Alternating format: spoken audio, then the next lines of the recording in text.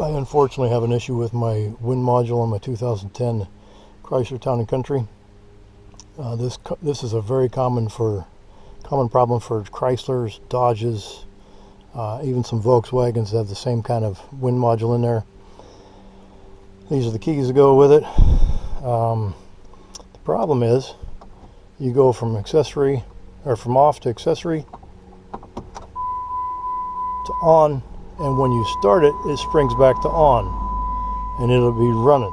It's kind of hard sometimes to start now, but it'll run. You get driving and it wiggles around, and it thinks it turns itself to accessory, even though the key is in the same position, which kills the car. There's a recall in on these for 2008, 9, and 10.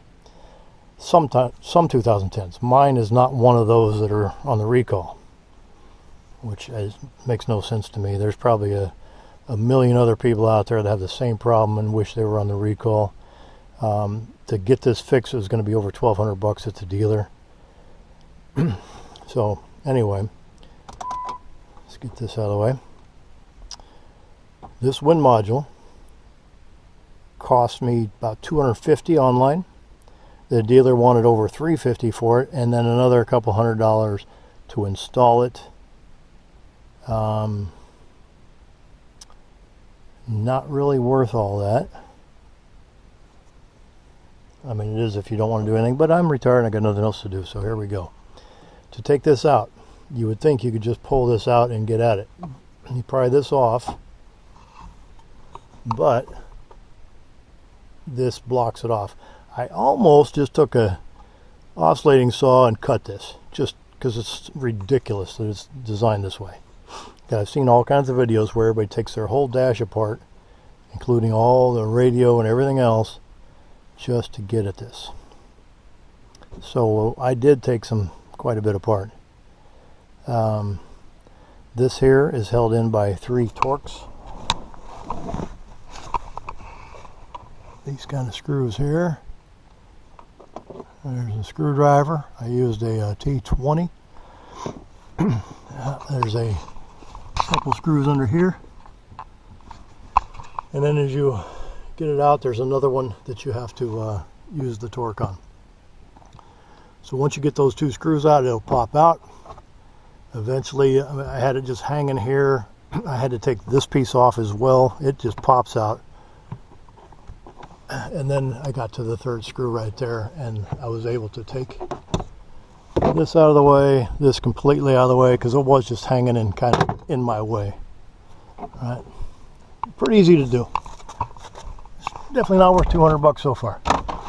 Okay, so then I'm still in a predicament, can't get this out. I realized that I got to get some of this out of the way. Pry these out with the small little screwdriver. There's 2 Phillips screws, which are just like this. There's one here, and then this pops up. You can take another 2 Phillips screws here and here. The first 2 went up into this. Take these out. Okay, so this lifts up, this gets out of your way a little bit, just enough to expose. All right. That screw would go right there. So that loosens it up enough to where, and there was 1 screw in here too, I'm sorry, down here. That loosens it up enough to where you can move this. Okay, so I've already taken this all the way apart. Lift this up just enough where you can drop this out of the way. Right, so there's your wind module, wireless ignition node module. There is a screw. It would go right into that hole up there, and 1 down into here. 1's up there, and 1 down here. Those are for right here. Oops, sorry. Right there, and right down here. And it holds it in there just like, yeah, anyway. And then you can unplug this right here. You can unplug that, put in a new one, put it all back together, reprogram. My keys came in. There's 2 keys inside here. I got this from Amazon for about $26. And this just came in today, made in the USA. How about that? Okay, so I've disconnected my X tool. I'm going to push in, unplug this from the old, plug in the new.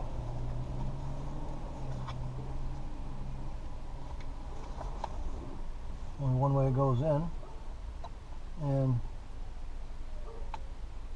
it's in. That's all there is to it. Just because I don't have a lot of faith in Chrysler, I am going to do my checks right now before I go through all the procedure of putting this back in there. This is the X-Tool IP616. Got it from Amazon for basically $400 after taxes. 2 days to get here. It's a great little tool.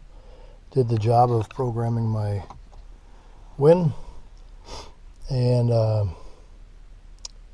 here's how we do it. Okay, I've powered it up, did all the updates already.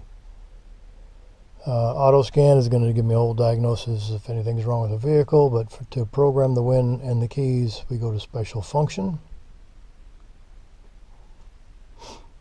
key programming, and we have to agree to that. We go down to Chrysler. That's what this is. Chrysler Town and Country. We're going to select a town and country. The year is 2010, so we'll go with that. And to read the PIN code is very important, so we're going to do that. There it is. It gives you the PIN code right away. The first time I did it, it took a little while, maybe 10, 15 seconds, somewhere in there, but it gave me the same answer. Then I had to go in, and after I put in the new module, I had to hit replace module, or module replace.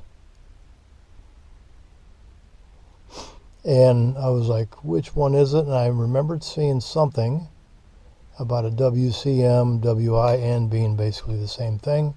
I'm not sure what that one stands for. Chrysler calls mine a WIN, which is wireless ignition node module, wireless ignition node. Anyway, so I went with replace WCM, and just like it says right here, the ignition should be in the run position. You say OK, it's going to ask you for the pin. You just put a new one in, you have to get the pin from the old one first. Type in the same pin the old one gave you, and then it's going to do a couple more steps here. I'm not going to redo it because I don't want to risk anything. And it's going to tell you it's communicating, and then it's all good.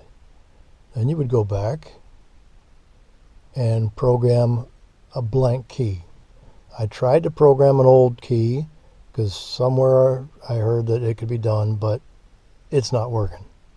So I had the 2 new keys. I programmed that. All you got to do is hit program blank key, turn the ignition off, put in the new key, turn it to the on position.